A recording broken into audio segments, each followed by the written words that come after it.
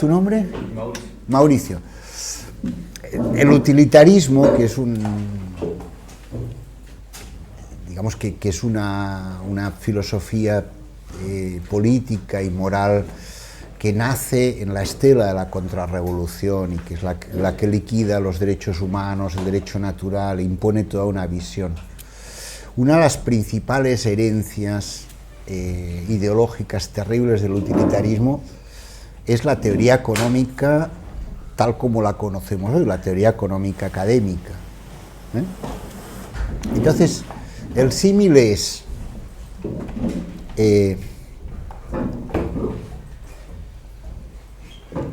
tú sabes que ahora uno de los grandes problemas, voy a hacer un pequeño rodeo, pero trataré de que esto os resulte iluminador. Como es un experimento, no sé cómo me saldrá, perdonadme, pero estoy ahora un poco pensando en voz alta y tratando de buscar algo que dé mordiente a la idea, ¿no?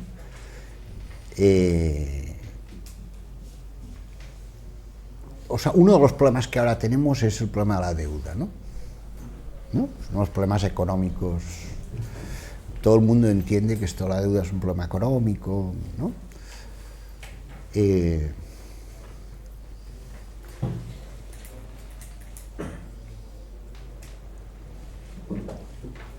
Cuando yo estoy en deuda contigo, en general, es que, digamos,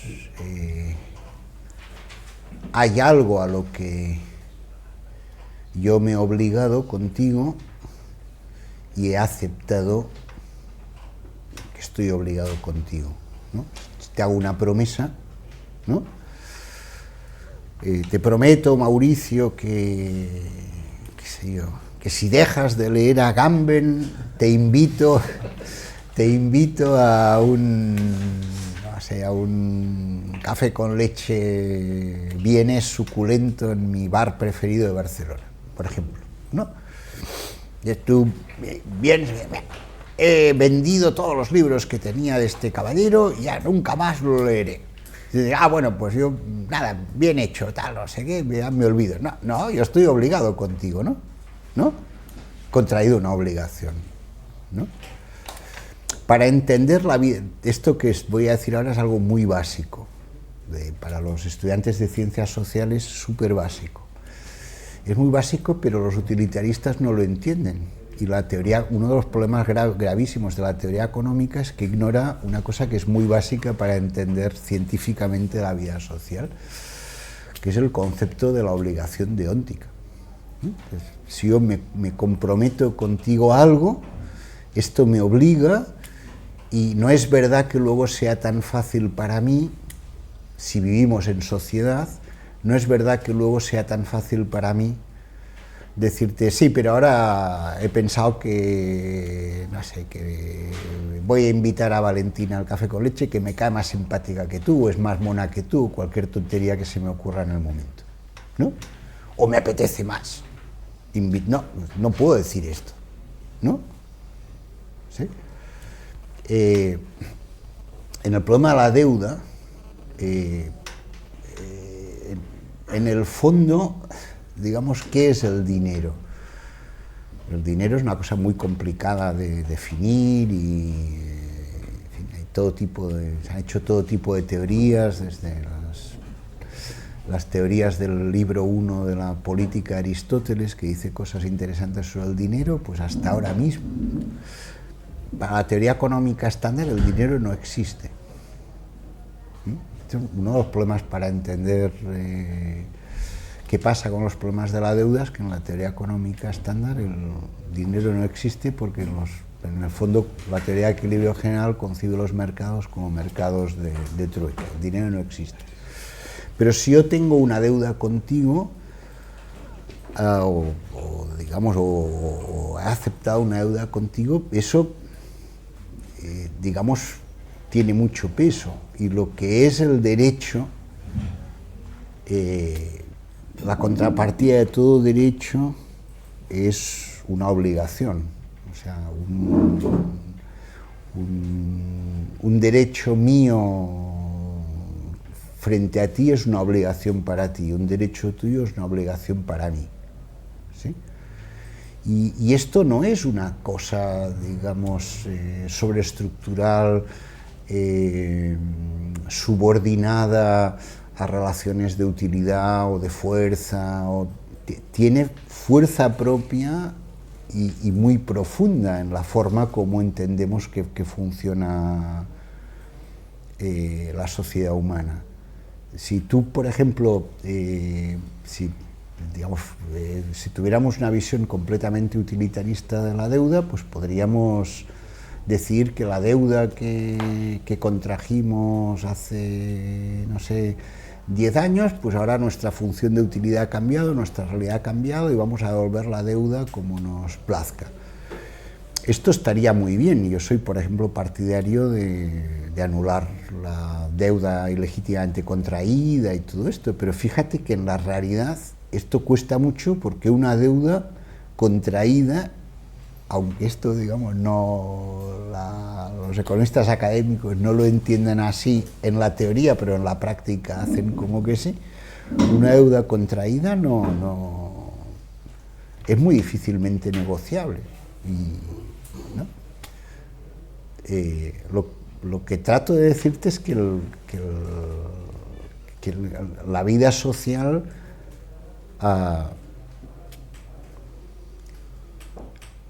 no puede reducirse, pero no porque sea inmoral o sea, que puede parecer inmoral y seguramente lo es y tal, pero mi argumento ahora es más básico.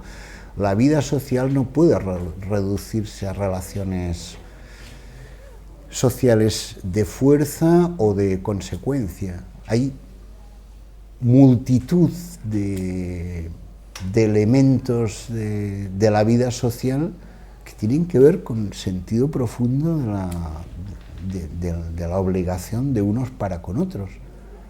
Y esto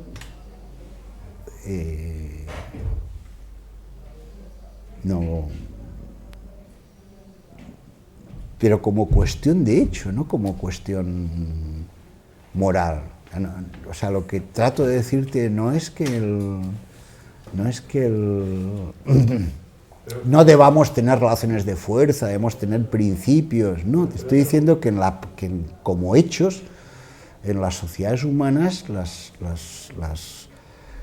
cuestiones como las promesas que se hacen y que deben cumplirse y que si no se cumplen pues las cosas van muy mal y lo que llamamos derecho es una respuesta cultural muy civilizada a esto que te estoy diciendo, que es muy básico y que está anclado en la biología de nuestra vida social. Esto es lo que trato de decirte, me parece que sin demasiada fortuna, porque estoy improvisando totalmente, ¿no? Pero la política no podría hacer también eso. La política no podría hacer también eso, esas mismas relaciones de fraternidad, por llamarlo de alguna manera, entre seres humanos. No solo la política centrada en el problema de la fuerza. Sí, pero son cosas, digamos, estudiadas y bien estudiadas, digamos, desde hace miles de años. Aristóteles tiene muchas frases geniales, una de ellas que es muy profunda y que tiene que ver con la política y con lo que es vivir en una sociedad mínimamente compleja. O sea, nosotros biológicamente estamos equipados para vivir en bandas de cazadores y recolectores de 150 miembros, pero desde hace miles de años vivimos en sociedades muy complejas, con división del trabajo, y hemos tenido que inventarnos un montón de cosas para, ¿no? Entonces, Aristóteles, un paso de Aristóteles que me parece muy profundo es cuando habla de la relación entre la justicia y la amistad. Tú hablabas de fraternidad y dice, cuando hay amistad,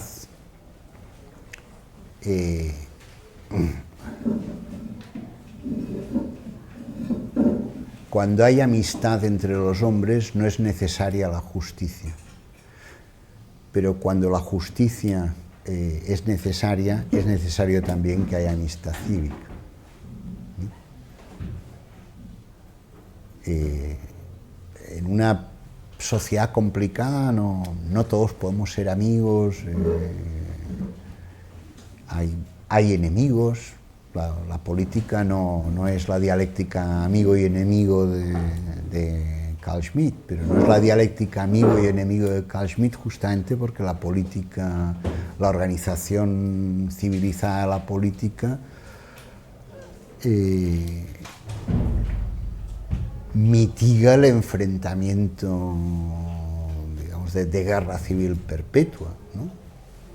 Puede haber momentos de guerra civil, y cuando hay momentos de guerra civil, de lo que ahora llamaríamos lucha de clases extrema, hay también formas civilizadas de eso, de lidiar con esto. Por ejemplo, la dictadura. La dictadura, en el sentido clásico del término, es una institución republicana. Ahora por dictadura entendemos algo que no tiene nada que ver con lo que se entendió por dictadura hasta bien entrado el siglo XX, ¿no? Entendemos a Hitler, a Stalin, a Franco, a Pinochet, este tipo de... Pero por dictadura los romanos entendían que había momentos de lucha de clases aguda, ¿no? ¿Qué es lo que quiere decir guerra civil, ¿no? El bellum civilis quiere decir lucha de clases, o los griegos conocían eso, Aristóteles le llama eso la estasis, ¿no? La lucha de clases extrema, normalmente entre pobres y ricos, o a veces no estrictamente entre pobres y ricos, y en esas condiciones, para sobrevivir la república, nombraba un dictador, y lo nombraba por 6 meses. Y durante esos 6 meses, el dictador, que era nombrado por el Senado en representación del pueblo romano, durante esos 6 meses hacía lo que le daba la gana, imponía el orden, pero al cabo de 6 meses tenía que dar cuenta ante el Senado de lo que había hecho. Esto es lo que se llama una dictadura comisaria, ¿no? El fideicomiso, ya habréis visto por el texto, el próximo día hablaré de eso, es una relación social y jurídica muy importante, sin la cual no podemos entender, por ejemplo, la propiedad o cómo funciona la política republicana y sus representantes. Ya habréis visto esto, pero hoy no entraré aquí. Pero un caso particular es la dictadura. El dictador era un fideicomisario con fecha de caducidad y con necesidad de dar cuentas de lo que había hecho al terminarse su periodo de dictadura. Cuando Marx habló de dictadura del proletariado, estaba hablando, y todo el mundo entendía esto en el siglo XIX, no estaba hablando de una dictadura soberana como la de Stalin, que hace lo que se le canta y que no tiene que dar cuentas a nadie, estaba hablando de una institución republicana con muchísima historia. O sea, por ejemplo, en la Revolución Francesa, cuando el ejército de Condé está, digamos, a punto de derribar a la República, el Marat le exige a Robespierre que se convierta en un dictador republicano. Robespierre no quiere, Robespierre nunca amó la dictadura como institución republicana. En nuestra guerra civil, la española,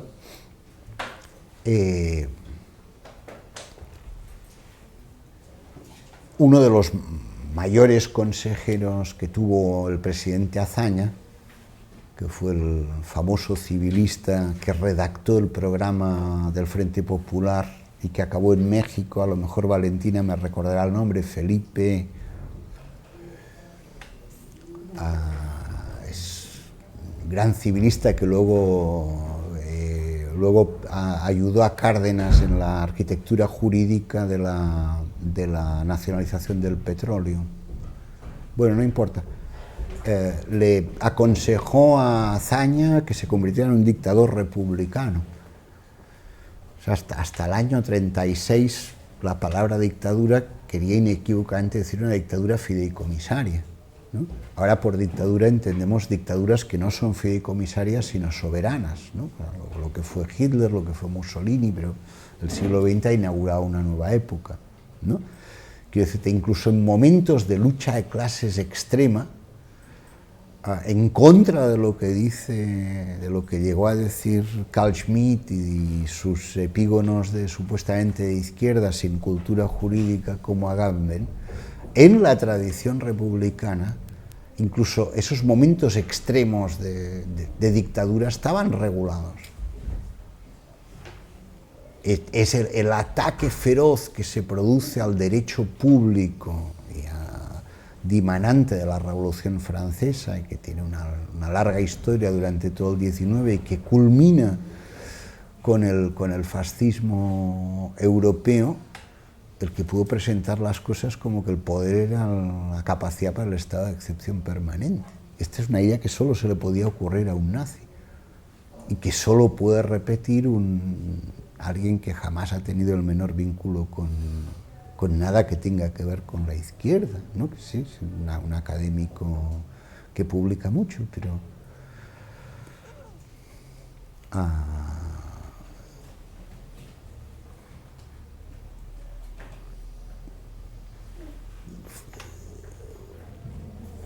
es muy importante para la conciencia jurídica del antifascismo y ha sido muy olvidado. Es muy importante los juicios de Nuremberg.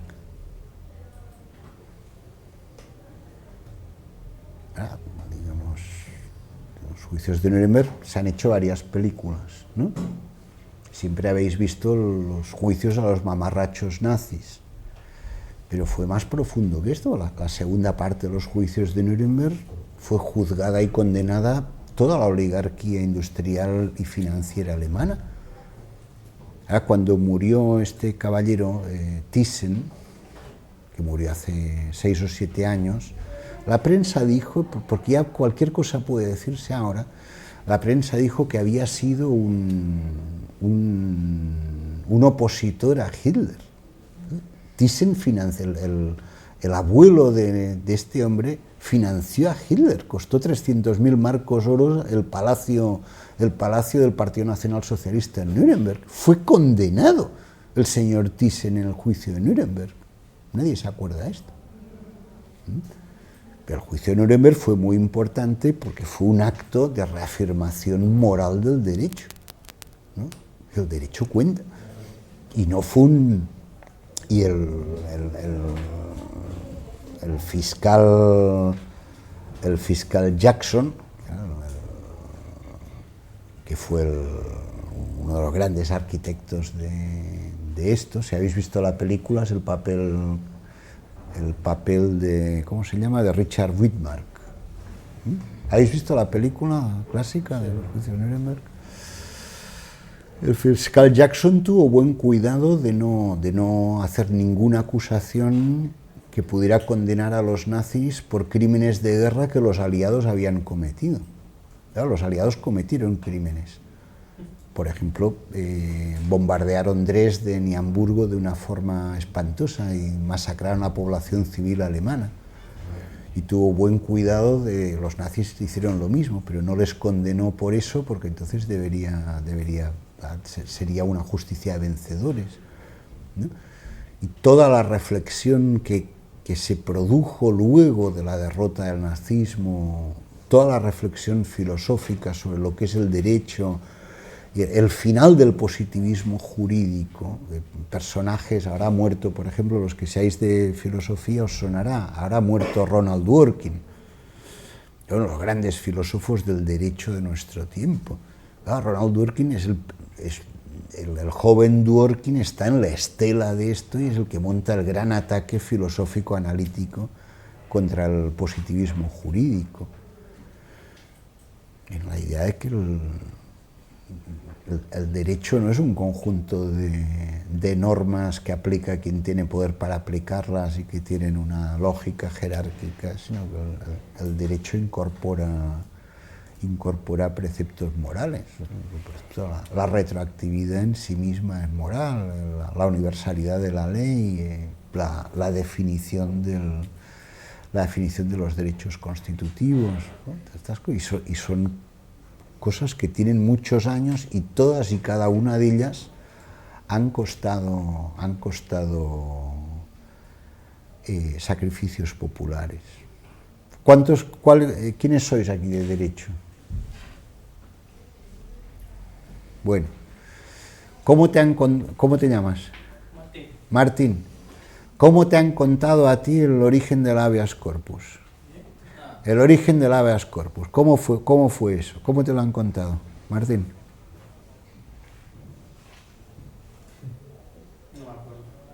Te cuento cómo me lo contaban a mí.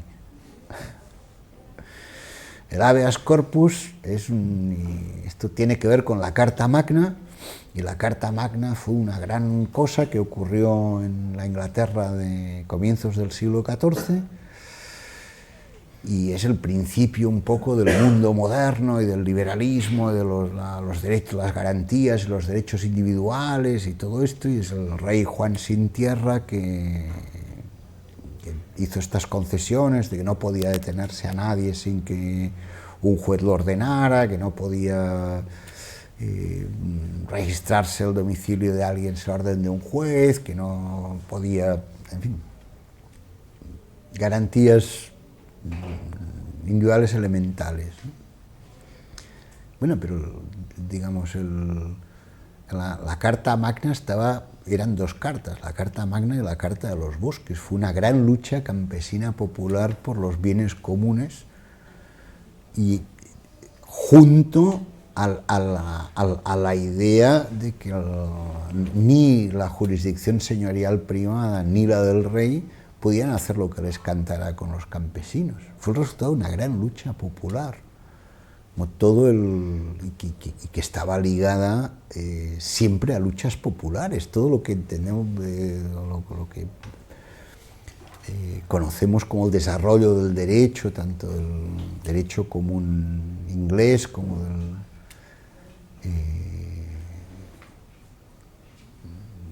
las libertades, son cosas ligadas desde la noche de los tiempos, pero particularmente desde el siglo XII y XIII, que fueron momentos de grandes luchas populares en Europa occidental, y el origen del justnaturalismo moderno tuvieron que ver con luchas populares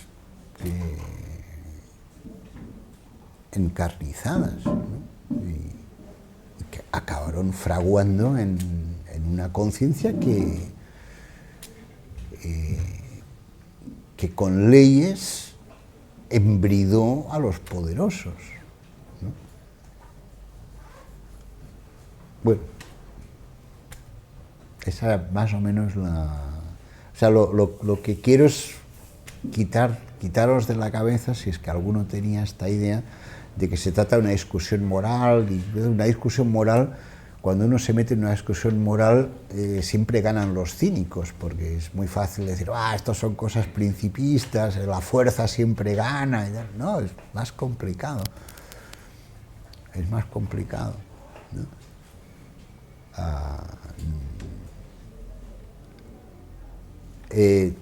Tú querías preguntar algo, me parece, ¿no? Bueno, nos hemos quedado en la libertad, y nos queda la democracia, la propiedad y la unidad de la humanidad. Yo no sé si os parece, como ya va siendo un poco tarde, os cuento el problema de las relaciones fiduciarias, porque es muy importante para entender, por ejemplo, la propiedad, o es muy importante para entender luego la representación política. Y hoy nos habremos quedado en cosas muy abstractas. Espero que el próximo lunes entremos en más carne. ¿Sí? ¿Sí?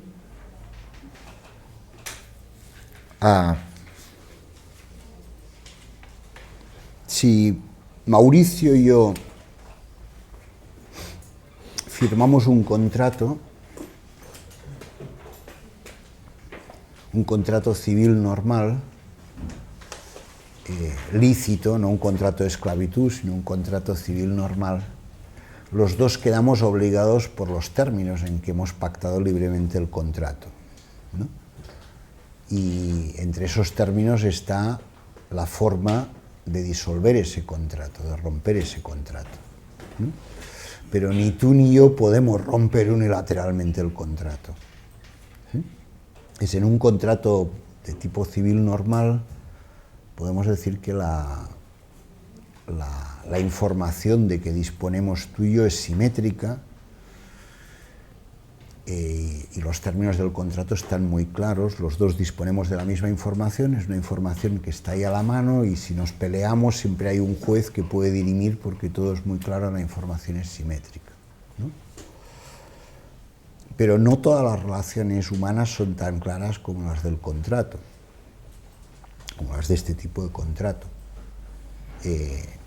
Hay veces en las que necesitamos en la vida privada y en la vida pública con mayor motivo, pero entraremos luego, hagamos las cosas primero privadas. Hay veces en las que lo que necesitamos no se puede resolver con un contrato. Por ejemplo, imagínate que vas al médico, te encuentras mal,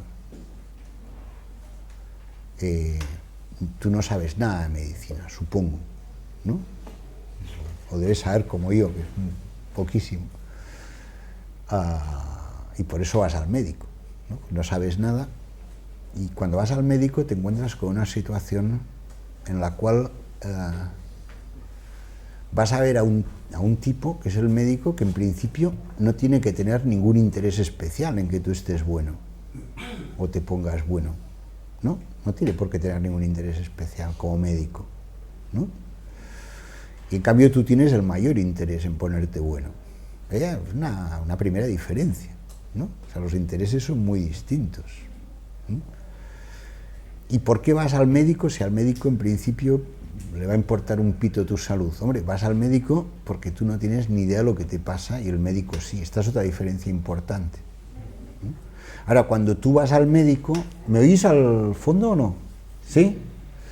Cuando tú vas al médico, en fin, si los que hayáis leído a Platón veréis que compara muchas veces la figura del médico, la política y el cocinero, son metáforas muy de Platón y con buenos motivos. Cuando tú vas al médico, estás haciendo una cosa que es muy peligrosa. Estás poniendo en manos de un tipo al que no tiene que interesarle demasiado tu salud,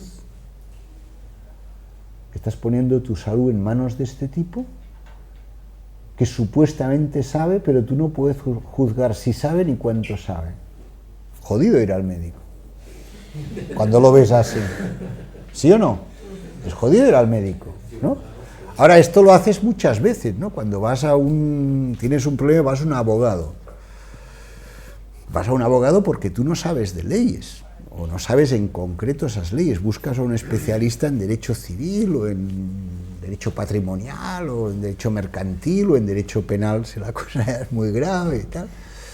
Y también pones en manos de él algo que para ti es un negocio jurídico seguramente muy importante. Lo pones en su mano a él, que no tiene por qué importarle especialmente que esto se resuelva bien, y tú no tienes ni idea, y por eso vas, pero no puedes juzgar si lo hace bien o mal. ¿Sí? Vemos que esto es Cuando tenemos este tipo de relaciones, esas relaciones no pueden ser contractuales, porque no hay no puedes fijar esto por contrato, ¿no? Puedes hacer un contrato, pero no es un contrato civil normal, justamente porque los intereses son asimétricos y la información es asimétrica. ¿Sí? ¿Ok? Bueno. Este tipo de relaciones, que las podemos caracterizar abstractamente diciendo que cuando hay alguien, por ejemplo, Mauricio, que tiene interés en que una cosa se haga y él no puede hacerla directamente y necesita que otro que no tiene interés en esa cosa haga esa cosa, porque Mauricio no solo no puede hacerla directamente, sino que no puede controlar al que la hace, y si pudiera controlarlo tampoco tiene información o pericia suficiente para hacerla. Les decimos que tenemos una relación de agencia y que Mauricio, que es el interesado en que la acción sea hecha, es el principal, y el que tiene que hacer, el médico, por ejemplo, es el agente. Son relaciones de principal y agente, y en términos jurídicos clásicos son las relaciones entre el fideicomitente y el fideicomisario. Porque los juristas romanos pensaron que estas eran relaciones peligrosísimas para la libertad del principal, porque ponían en manos de la gente intereses cruciales para el principal e intereses que el principal no podía, no estaba en condiciones de informarse, de saber qué pasaba. Entonces, así como en una relación contractual civil normal no hay forma de que tú y yo nos desvinculemos del contrato civil que hemos firmado si no es en los términos del contrato. O sea, tú no puedes venir y decirme, mira, ¿sabes qué? Rompo el contrato. No, no puedes. Te voy a llevar ante un juez y vas... ¿no? Y yo no podemos romperlo unilateralmente. En cambio, en una relación de agente principal, en una relación fideicomisaria, la tradición jurídica republicana romana considero que estas eran relaciones necesarias porque la vida social es complicada, hay especialistas, ¿no? Tiene que ver con la división del trabajo. Hay especialistas, hay tíos que hacen cosas que tú no tienes tiempo para hacer o no tienes pericia para hacer y que las pueden hacer y hay que buscar la forma de que la hagan. Entonces, la idea básica es que cuando hay una relación entre el principal y el agente, la libertad del agente la libertad del principal está en peligro porque el agente tiene un margen de discrecionalidad enorme y por lo tanto es una relación de confianza y como relación de confianza el principal, el fideicomitente, puede romperla unilateralmente sin más que manifestar que ha perdido su confianza. ¿Sí? ¿Estamos de acuerdo? Esto es, digamos, la construcción jurídica básica. O sea, ¿cómo haces para que en una relación así el principal no pueda quedar a merced o al arbitrio, que es lo peligroso? Recordad que el quedar al arbitrio a merced de otro es lo que amenaza la libertad, ¿no? ¿Cómo hacerlo? Necesitamos estas relaciones. Vivimos en sociedades complejas, con división del trabajo. No podemos hacerlo todos nosotros, ni nuestros más queridos amigos. Tenemos que acudir a extraños para que nos resuelvan problemas. ¿Cómo lo hacemos? Bueno, tienen que ser relaciones de este tipo, en donde la República tiene que intervenir, primero, para asegurarse de que el que tiene la profesión para hacer de agente no es un estafador. Por ejemplo, cuando tú vas a ver al médico y te hace esperar en la salita, ¿qué ves, Mauricio? ¿Qué ves? En la salita del médico. ¿Qué tienen los médicos ahí? Miles de diplomas. Oiga, que este señor no es un curandero, que si quiere curanderos, oiga, vaya a Montserrat, que la monja Forcadas hace cosas maravillosas con tal, pero digamos, esto es otra cosa, está en otra lista y tal, y es una chica simpática, pero aquí no somos curanderos, tenemos títulos en Harvard, en tal, no sé qué, no hacemos homeopatía, sino cosas homologadas, ¿no? Te dan todo tipo de garantías. Además, el médico, otro certificado que tiene es que está colegiado, que ha hecho el juramento hipocrático, que hay un colegio de médicos que controla sus prácticas médicas, que le puede sancionar, ¿no? Y encima, si tú te cansas del médico, te vas y ya está, ¿no?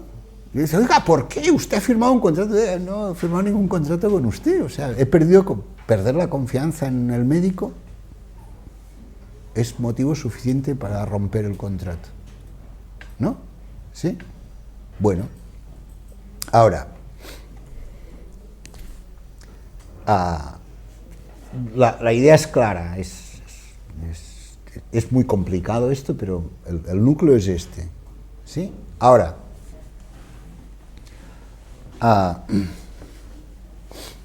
hay dos cosas que son muy importantes en la filosofía política, que es la propiedad privada o pública o común, ¿no? La propiedad, y nuestros representantes políticos, ¿sí? La teoría republicana de la representación política es que nuestros representantes políticos son fideicomisarios, ¿sí? Esto está, digamos, tiene muchos años ya, pero los dos grandes teóricos incipientes de esto en el mundo moderno, aunque digamos es una vieja idea romana, o sea, pensad que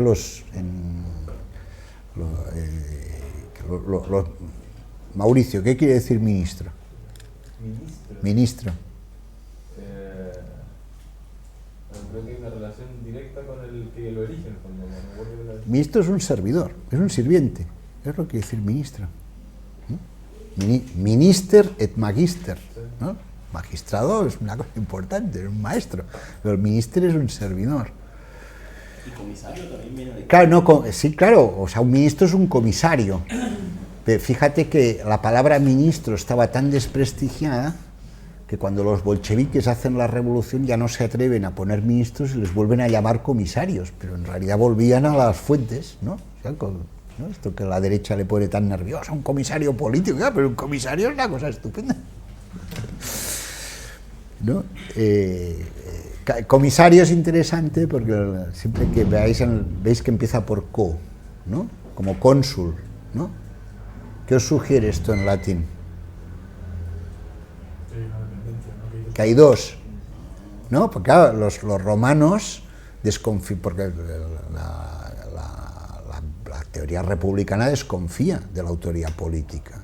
¿Por qué? Porque lo ve como un fideicomiso, como tú que tienes que desconfiar de tu médico y quieres ver que tiene los certificados y, ¿no? Bueno, entonces, cónsules había dos, porque así el uno vigila al otro. Y comisarios en principio había dos, independientes. Entonces tú, oiga, ¿qué ha hecho el otro y tal? ¿No? Bueno.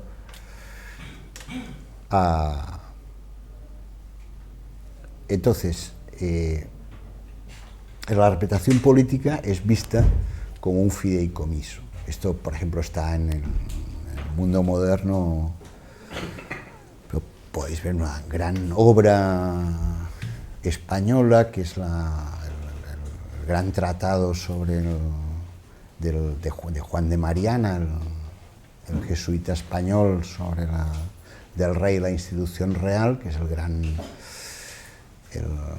gran tratado regicida, ¿no? Sobre cómo matar al rey que se ha convertido en tirano, una obra que causó escándalo. Y a partir de esa, que es una tradición que tiene arraigo filosófico muy importante en España, o tan importante que cuando la Revolución Inglesa ejecuta a Carlos I en enero de 1649, el fiscal que instruye el caso utiliza al padre Mariana como autoridad filosófica máxima para cortarle la cabeza al rey. Bueno, eso pasa a Locke, que es quien le da la forma clásica. Recordad que los que seáis de filosofía, esto lo recordaréis, que la autoridad política es concebida por Locke como un trustee. Trustee es la traducción inglesa de fideicomisario, ¿no? Y la idea entonces es, la autoridad política es un fideicomiso, nuestros representantes políticos son nuestros fideicomisarios, el pueblo es el fideicomitente, o sea, es el principal de una relación de agencia. Esa es una relación peligrosísima. La autoridad política es muy peligrosa y la libertad del pueblo está siempre amenazada, pues hay que vigilar siempre a la autoridad. Y la autoridad, el magistrado, es deponible sin más que el pueblo le retire su confianza. O sea, el pueblo puede unilateralmente interrumpir la relación de representación política. Y la expresión más característicamente radical de eso, en la tradición de Locke, al que había leído bien, está en Robespierre, cuando dice la máxima fundamental es que el pueblo es bueno y el magistrado es corruptible. Y el pueblo puede deponer al magistrado sin más que manifestar que ha perdido su confianza en él, ¿no? Ese es el núcleo de la concepción republicana de la representación política, una relación de fideicomiso.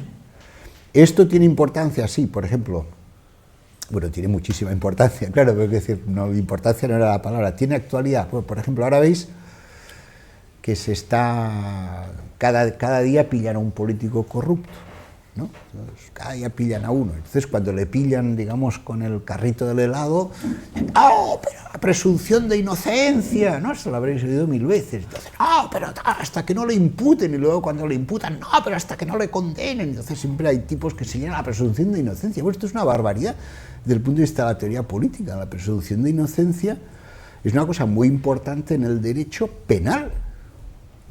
En el derecho penal es muy importante la presunción de inocencia. Quiere decir que en un Estado de derecho democrático a ti no te puede pasar como en el antiguo régimen, que es que te condenen, te detienen por una denuncia que te ha hecho alguien que no te dicen ni de qué te acusan, te empiezan a dar de hostias y canta y ya está, y eres culpable hasta que no se prueba lo contrario, ¿no? Entonces, la presunción de inocencia significa que tiene que haber uso de la razón pública, que tiene que haber un fiscal que tiene que destruir cognitivamente esa presunción de inocencia con pruebas empíricas y razonamientos claros, ¿no? Por eso el derecho y la verdad son tan amigos, ¿no? Cuando no hay verdad no hay derecho, y cuando no hay derecho todo es fuerza, y cuando todo es fuerza gana Mussolini. Eso Mussolini lo tenía muy claro.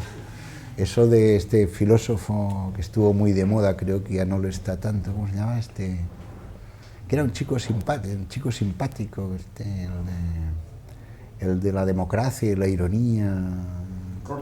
Rorty, ¿no? Que era un filósofo que se dedicaba a cosas de filosofía a la mente, muy abstractas, y de repente le entraron las canas y las prisas y empezó a hablar de filosofía política. No, la verdad era el fundamento de la democracia y del derecho, pero ahora vivimos una democracia irónica, sin verdad y tal. Bueno, sí, claro, si no hay verdad no hay derecho, ¿no?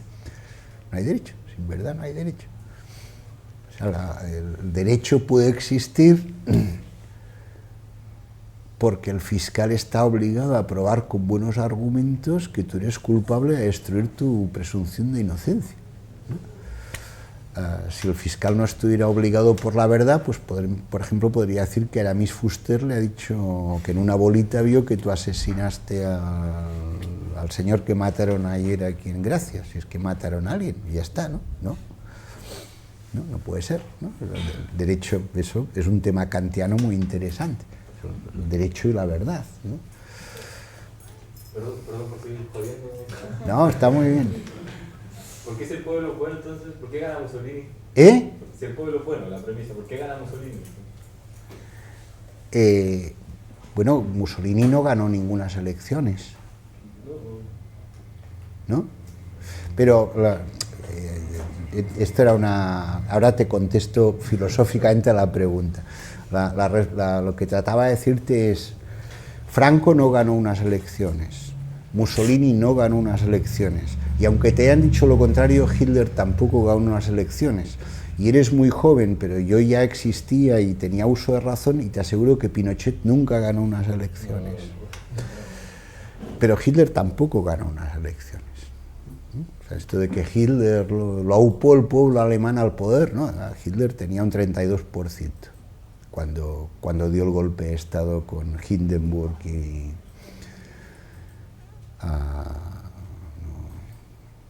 las elecciones que ganó era ya con él al poder y habiendo con todos los sindicalistas, la socialdemocracia y los comunistas en el exilio, en los campos de concentración.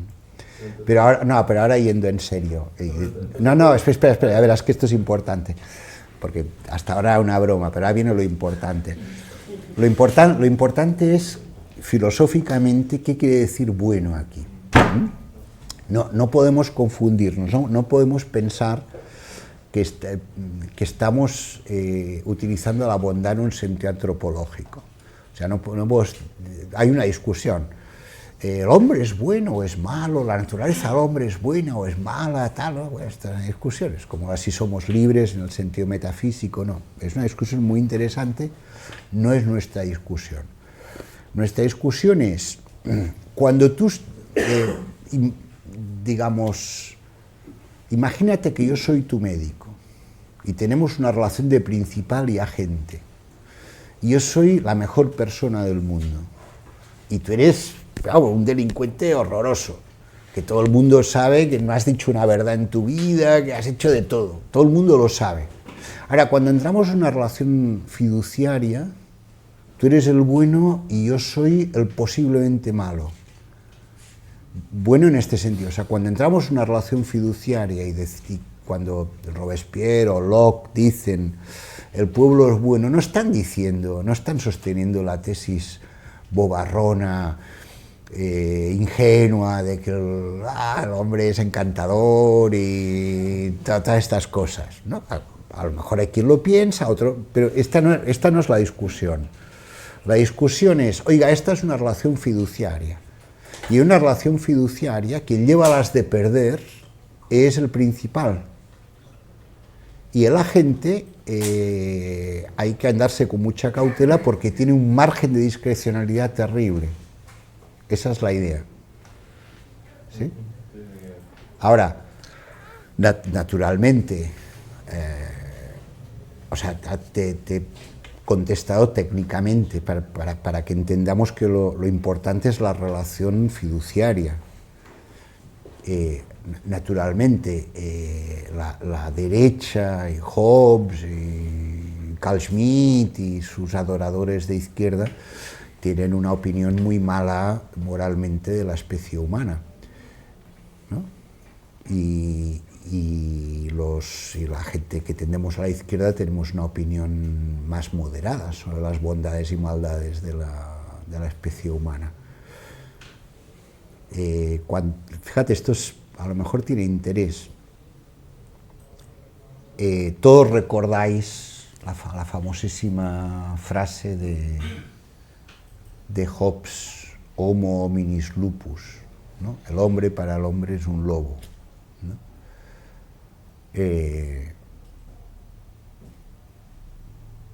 Esa frase la sacó de Francisco de Vitoria. ¿Sabéis quién era Francisco de Vitoria? Pues merecería ser mucho más famoso que Hobbes hizo. Francisco de Vitoria es el fundador del derecho internacional público, fue el gran defensor filosófico de las poblaciones indígenas en América y el gran denunciador de las atrocidades de la conquista española, el que inició ese camino que luego siguieron otros, el más ilustre de los cuales fue Bartolomé de las Casas, ¿no? Y era un gran filósofo, Francisco de Vitoria, y hay un paso de Francisco de Vitoria en donde dice: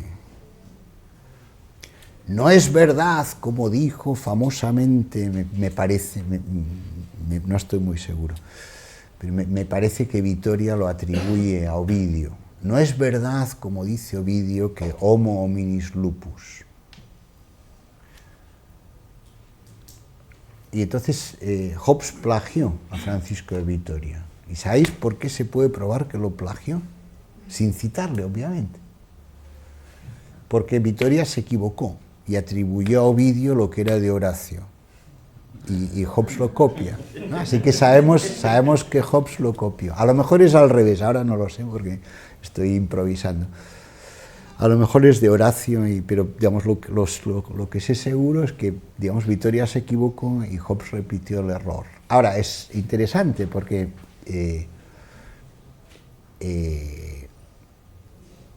Hobbes, como creo que os he contado antes, Hobbes tiene una visión totalmente antropológicamente pesimista de la especie humana, ¿no? Totalmente. Y en eso es un luterano ortodoxo, ¿no? Sigue la idea de Lutero y particularmente la interpretación que hace Lutero de la Epístola a los Romanos de San Pablo, que si no la habéis leído os la recomiendo. ¿Sabes? El núcleo del cristianismo fetén es la epístola, políticamente es la Epístola a los Romanos. Cuando la leáis os va a impresionar mucho y se lee en una tarde. Ahí está dicho, no hay nada bueno en el hombre, y lo poco bueno que hay le ha sido infundido por Dios, el hombre está predestinado y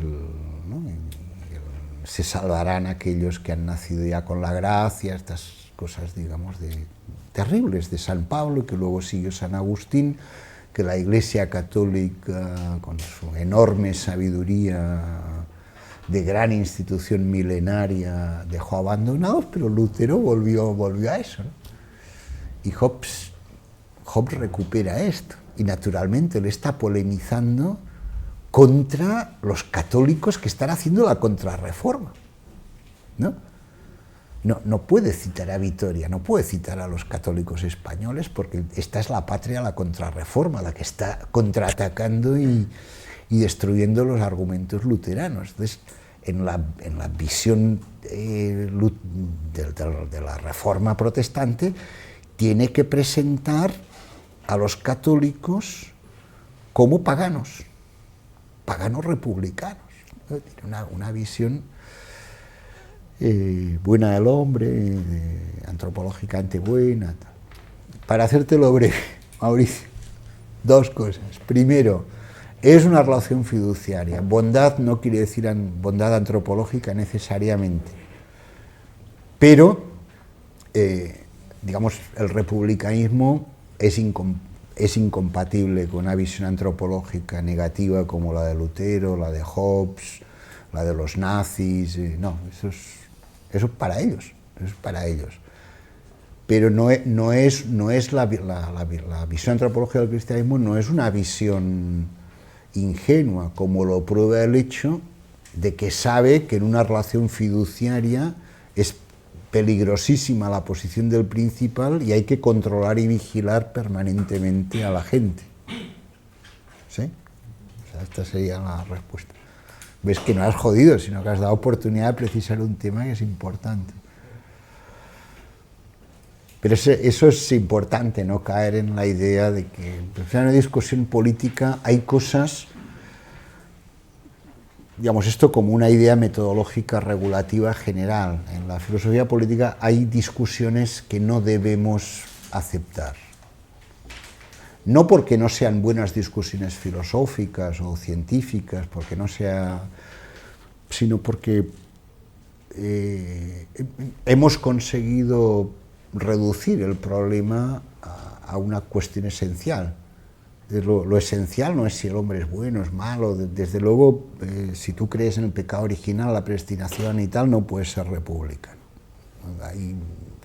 O si crees, en fin, aunque no seas protestante, pero antes del protestantismo ya Maquiavelo ya te dijo que el cristianismo era incompatible con la libertad republicana, y eso que no había conocido a los luteranos.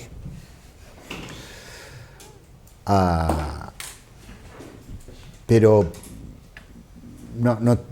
no es necesario entrar en grandes profundidades sobre si el hombre es bueno, es malo. O sea, es una relación fiduciaria, ¿no? O sea, la política es muy complicada y la discusión filosófica en política es muy complicada. Cuantos más problemas consigas esquivar y centrarte en cosas centrales, mejor. Y lo mismo ocurre con la libertad, ¿no? Sí, es muy bonito el tema, estamos predestinados, la causalidad, el determinismo, el libre albedrío, sí es fascinante, pero es otra discusión. Entonces nos metemos ahí en filosofía política, no nos sirve para nada, porque nuestra discusión es otra y la lía, ¿no? Más cosas.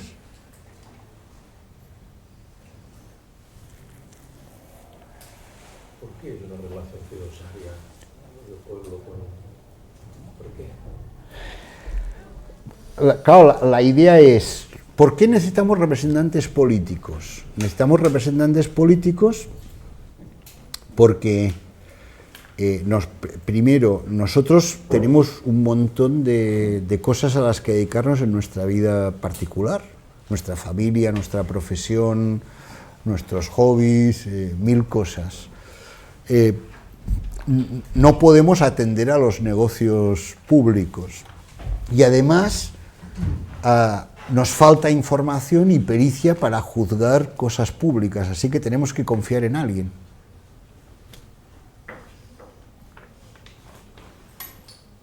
És que no ens l'han vengut així, tampoc. Eh? Durant tots aquest temps no ens l'han vengut amb aquest concepte, i esclar, es fa. No, bueno, porque digamos, este es el concepto oficial. Este es el concepto oficial, porque es el que está en el, digamos, en nuestra cultura jurídica, ¿no? Pero a mí me llama la atención cuando veo a estos señorones, ¡ay, la presunción de inocencia! Oiga, con la corrupción no hay presunción de inocencia. Lo que ustedes tienen es que habilitar mecanismos para que, digamos, para que sean destituibles con más facilidad cargos electos, y para que sean destituibles por careo popular cargos que sean cargos discrecionales ¿no? Pero esto es... hay experiencias muy fascinantes de esto cuando esté aquí Florence Gautier, la gran especialista en Revolución Francesa, cosas fascinantes de cómo llegó a hacerse ese diseño institucional en los 3-4 años más interesantes de la Revolución Francesa, ¿no? Como controlar, cómo carear a las autoridades políticas, cómo, ¿no? Pero, digamos, en general es así, o sea, y esto depende de las constituciones. Por ejemplo, en Estados Unidos, todos habéis visto muchas películas norteamericanas, habéis visto una cosa que para los europeos es insólito, que el sheriff, el jefe de policía, es elegible. Muchos jueces son elegibles, los fiscales son elegibles, ¿no? Esto es más republicano que lo que tenemos en Europa, ¿no? En Europa tenemos estructuras heredadas de las viejas monarquías, en donde los jueces y los funcionarios son castas incareables popularmente, ¿no? Y eso, bueno, ahora que hablábamos de la República de Weimar, buena parte del bloqueo de la República de Weimar fueron los jueces guillerminos. Claro, se derrumbó la monarquía guillermina, se proclamó una república con una constitución muy interesante, con cosas raras, pero con otras cosas muy interesantes. Su ley electoral, que era totalmente proporcional, 50.000 votos un diputado, ¿no? Pero al mismo tiempo eran los jueces de la monarquía guillermina con capacidad de revisión judicial. O sea, la izquierda, que tuvo mayorías en la República de Weimar, no pudo pasar ninguna ley interesante, ni siquiera se pudo pasar una ley de vacaciones pagadas. ¿Tú ibas a decir algo, Rodrigo? No, quería decir, te has dedicado a mostrar, ¿no?, en la sesión y bueno, en tus trabajos y tal, que no hay tal división entre el mundo antiguo y el moderno como muchas veces se quiere presentar, y te quería preguntar en esa línea respecto a un tema. En el contractualismo moderno, sobre todo, bueno, autores que has citado, ¿no?, como Hobbes o Rousseau y otros autores, no aparece una idea que es de algún modo revolucionaria frente al mundo antiguo, y que creo que tiene que ver con aquello que dice Marx, de que surge el concepto de valor, porque todos son libres. Entonces, esa idea que en el mundo antiguo estaba restringida solo a una parte de la población, aparece extendida a toda la sociedad, no es algo, o sea, y que el pueblo se constituya por sumas de individuos, digamos, no es algo revolucionario respecto al mundo antiguo, y hay una diferencia importante para pensar la política. Sí, o sea, desde luego, el mundo moderno y el mundo antiguo son muy distintos. Yo he hablado de continuidad en otro sentido, no en el sentido material, sino que son muy distintos. Continuidad en el sentido de, digamos, hay continuidad en la tradición jurídica, con una interrupción que es menos importante de lo que parece en la Edad Media y tal. Pero vamos a tu tema es, si te he entendido bien, si no te he entendido bien, me corriges y no pasa nada. ¿Sería algo así como el mundo antiguo había esclavitud y en el mundo moderno no hay? ¿Es esto? Es el hecho de que, por ejemplo, los teóricos del contractualismo moderno plantean que la sociedad se constituye en base a dos contratos que hacen que surja una identidad que es el pueblo, constituida por una suma de individuos. Es algo que es relativamente novedoso respecto al mundo antiguo, en el que el populus, por ejemplo, el pueblo romano, está constituido por una parte de la población y no hay discusión, y está basado en condiciones materiales previas. O sea, la idea de Rousseau, de Hobbes, de que el contrato social funda la sociedad de alguna forma, Aristóteles no se lo puede plantear, no es algo que aparece en Aristóteles, porque en Aristóteles la sociedad es previa a los individuos. ¿Sabes? Sí, sí, estoy viendo...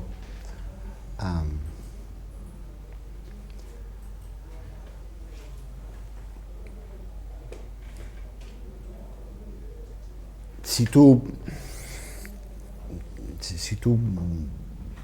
digamos, miras un poco, con un poco de detenimiento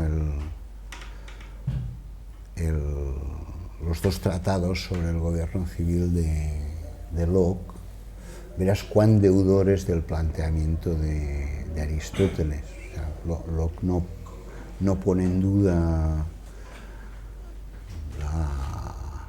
la genealogía de las polis civilizadas que hay Aristóteles, primero la casa, el oikos, luego los, como le llama Aristóteles, homo galactoi, ¿no? los que son de la misma leche, ¿no? Y luego ahí se agrupan, y se forma la polis, y la polis está para vivir bien, y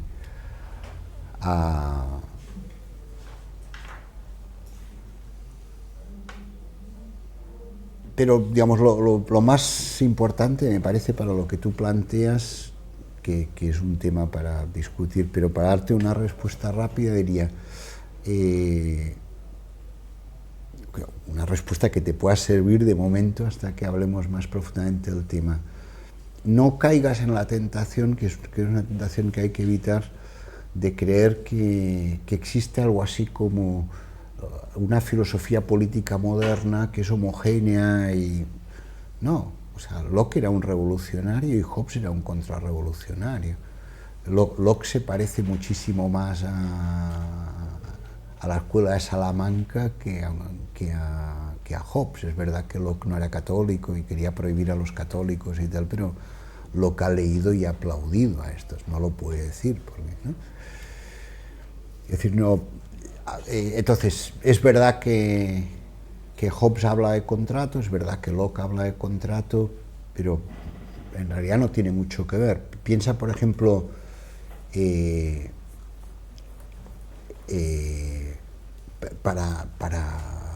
diga lo que diga Lévi-Strauss, para Hobbes el derecho natural es una coña. No está en la tradición del derecho natural, ¿no?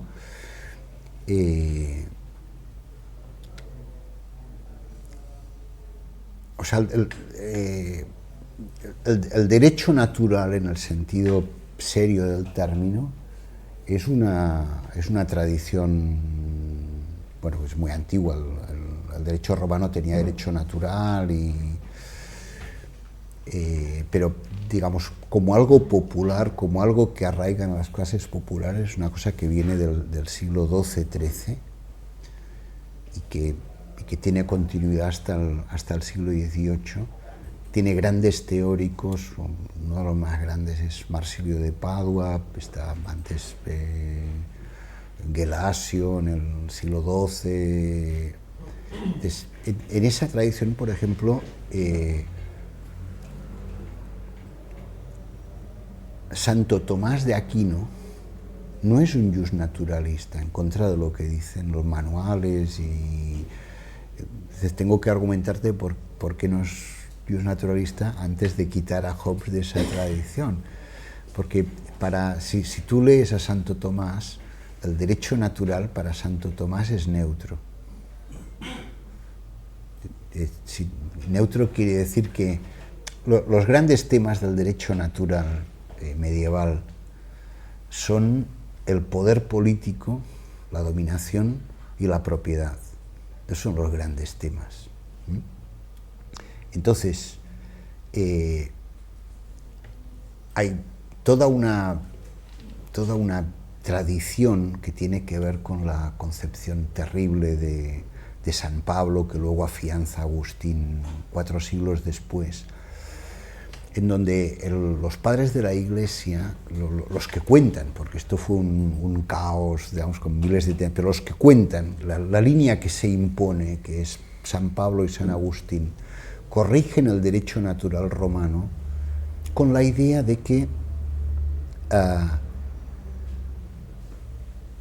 el derecho natural romano es pagano, no tiene una concepción verdaderamente cristiana a la naturaleza. Si tú tienes una concepción cristiana a la naturaleza, entonces tienes que saber que el hombre y toda la naturaleza, no solo el hombre, sino el hombre como ser natural y toda la naturaleza, fue corrompida por el pecado original.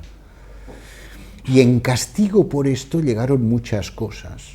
No solo llegó el destierro del paraíso y tal, sino que llegaron castigos terribles en forma de propiedad privada, incluida la esclavitud y el poder y la dominación. Es verdad, como dice el derecho romano, que nadie es esclavo por naturaleza, pero eso es una verdad pagana.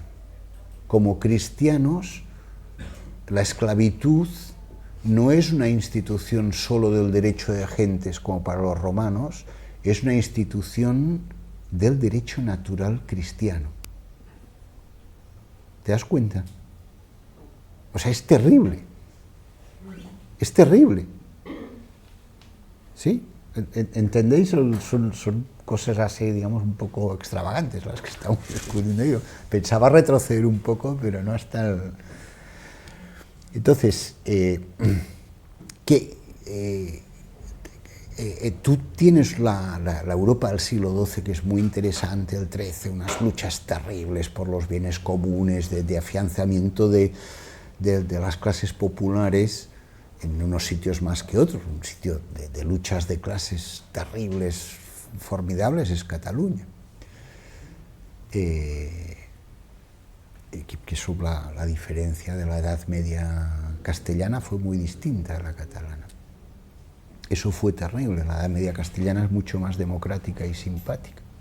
Conservaron el fuero juzgo. Entonces,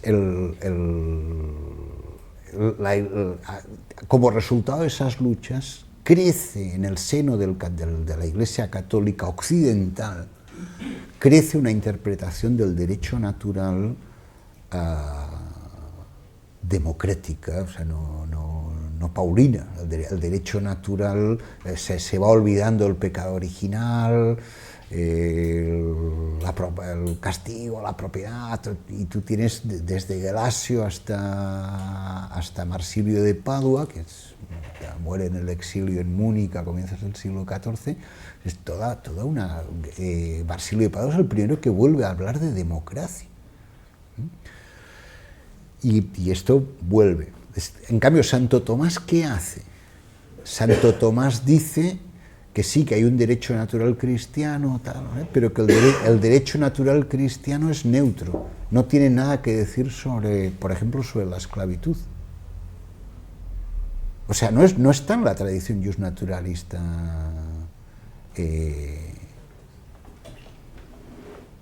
Santo Tomás. Ahora, ¿qué hace la Reforma protestante, y particularmente Lutero? Bueno, o sea, ya sé que mucha gente piensa que esto de la Reforma protestante fue una cosa maravillosa y que son los más progres y que el mundo moderno y las cosas que dijo Max Weber, y no es verdad. Esto no resiste el análisis histórico real. La colonización protestante fue una cosa espantosa. Las colonizaciones protestantes, o sea, la española fue terrible, pero la protestante hubo genocidios a una escala que no... Bueno, fueron muy distintas, pero, digamos, no hay, vamos a decirlo así, no hay en el protestantismo ningún equivalente a las casas, ninguno. O a la línea Vitoria de las Casas, no lo hay en el protestantismo. ¿Por qué? Porque recuperan la línea antinaturalista y la línea paulina de que hay cosas como la sumisión, la esclavitud por naturaleza, etc. Mientras que la contrarreforma, la vertiente de izquierda, la contrarreforma española, de Vitoria a Juan de Mariana está en la base de tantas cosas del mundo moderno, de los derechos humanos, de la concepción de la humanidad toda, de tantas cosas, ¿no? O sea, el siglo XVI español es fundamental, y sin el siglo XVI español no entenderías el pensamiento interesante de Locke en Inglaterra en el siglo XVII. Es un partido derrotado. O sea, la izquierda española es derrotada en el siglo XVII, van todos al exilio. Una vieja tradición española, no hay español decente que no acabe en el exilio. Y van todos al exilio. Entonces, ¿por qué a partir del siglo XVII pasan cosas interesantes en Holanda, por ejemplo? Hay muchos exilados españoles. ¿Por qué el fiscal Cook invoca al padre Mariana para justiciar a Carlos I? Porque ahí estaban. ¿Por qué la República Francesa se llama la Marianne? ¿Por qué? ¿Por qué? Porque a los españoles exilados allí les llamaron Marianas, y para joder a la oposición francesa le llaman Marianne, y quedó Mariana. Y la República Francesa es Marianne, porque el libro de Juan de Mariana fue quemado en París en 1610, después de que asesinaran a Enrique III, o Enrique IV. Enrique III. No, Enrique IV. ¿No? Asesinaron a Enrique IV, entonces lo atribuyeron a Mariana y a los marianistas, y quemaron el libro de Juan de Mariana en París. Es un libro estupendo, os lo recomiendo, cuenta como las formas justas de asesinar a un rey, ¿no? Que conviene envenenarle el traje, entonces sufre tanto, tal, una copa con la soga, un tajo de espada, ¿no? Era un filósofo importante, lo discute con criterios muy sofisticados y tal. Es decir, esto, o sea, España fue importante porque España hace la conquista americana. Esto es el cambio más importante que se produce en Europa.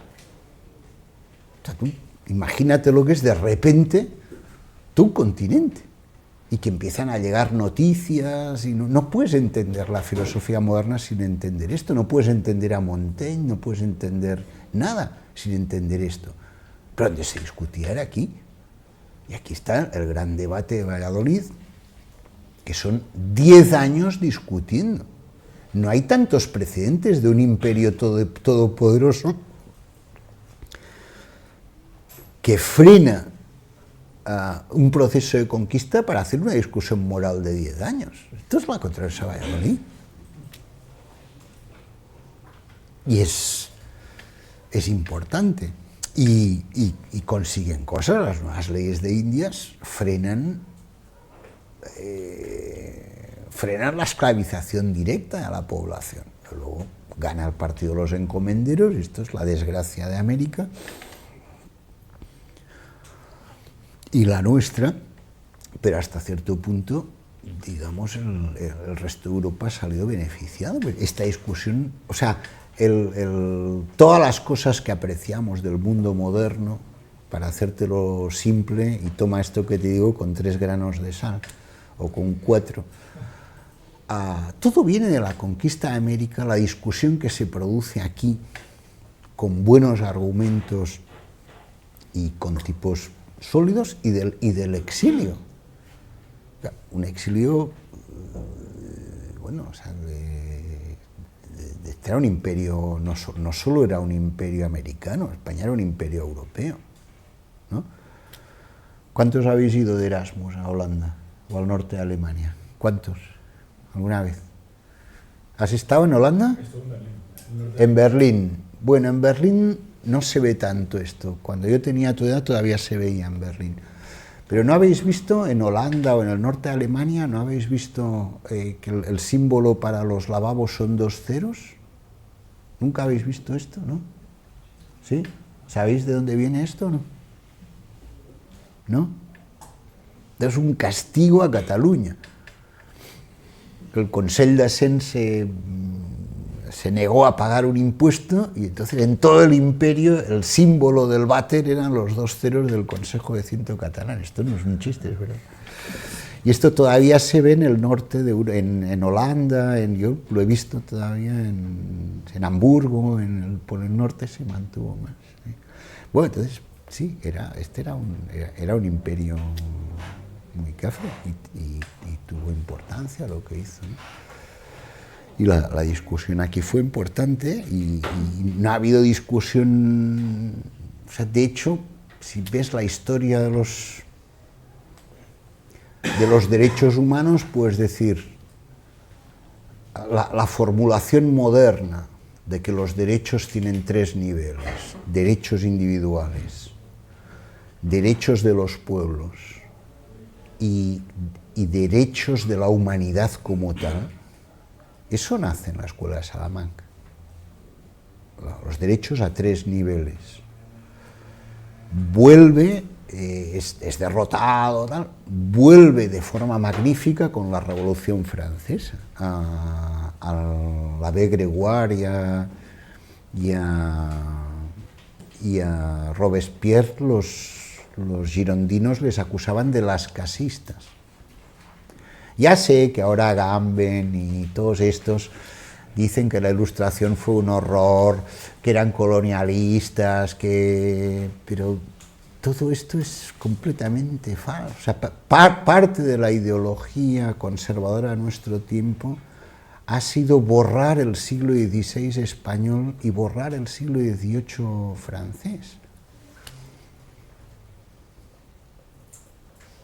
No existen. Tan así como que no existen. No existen. Por ejemplo, ¿cómo se puede decir que la Ilustración francesa era colonialista y esclavista? Hay una cosa que supongo que todos conocéis, que es la famosa enciclopedia. Bueno, o sea, el gran antiesclavista que fue el caballero Jaucourt escribió el 25% de los artículos de la enciclopedia. En la enciclopedia está, por ejemplo, el «Périssent les colonies plutôt que les principes».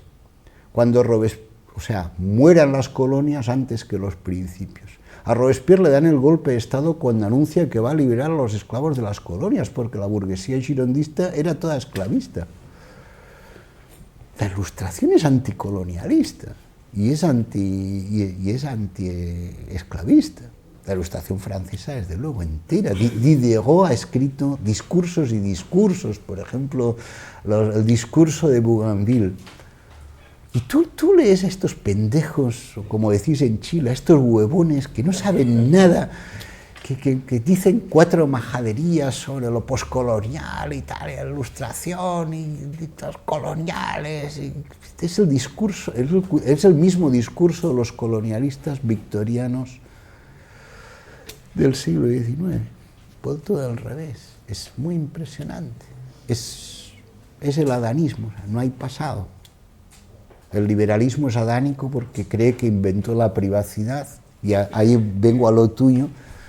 No, o sea, el concepto de individuo, de privado, es muy antiguo. Probablemente está en la biología de la especie, ya si quieres que te lo diga claro.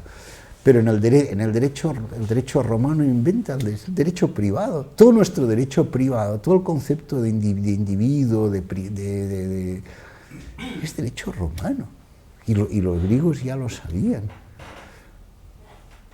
Otra cosa es si tú quieres explicar cuál es el origen histórico de las sociedades.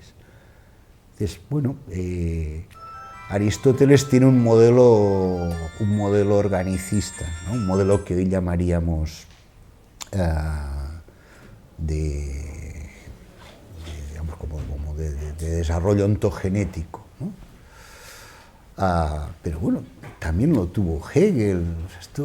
Cuando Locke y estos hacen la ficción del contrato originario, dice explícita, incluso el propio Hobbes, dice que eso históricamente no es así, que es una ficción normativa, ¿no?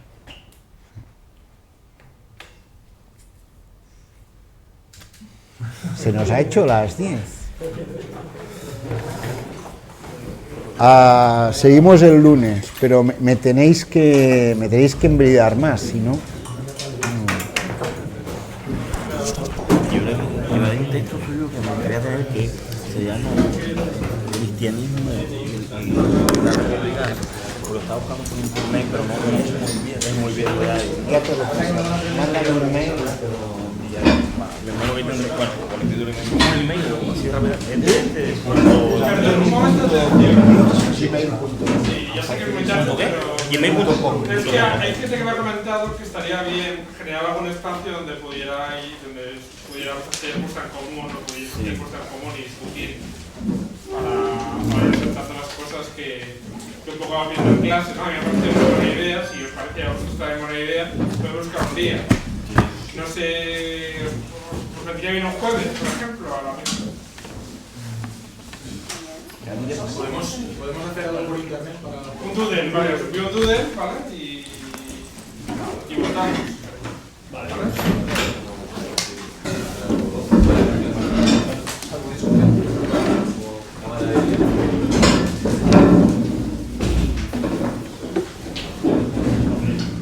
¿Y de profesor de qué facultad? De la Complutense.